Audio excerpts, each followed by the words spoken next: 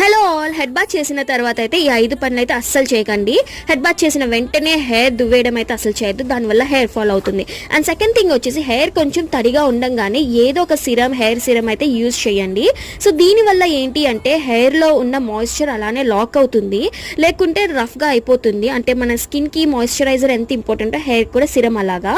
And third one వచ్చేసి hair serum ఎప్పుడు కూడా హెయిర్ లెంత్కే యూజ్ చేయండి, కానీ హెయిర్ స్కాల్ప్కి అయితే అస్సలు యూజ్ చేయొద్దు. అలా చేస్తే hair fall and hair growth అయితే స్టాప్ అవుతుంది. అండ్ ఇంకా ఫోర్త్ టిప్ వచ్చేసి హెయిర్ చిక్కులు తీసుకోవడానికి అయితే టెయిల్ కోమ్స్ అసలు వాడకండి.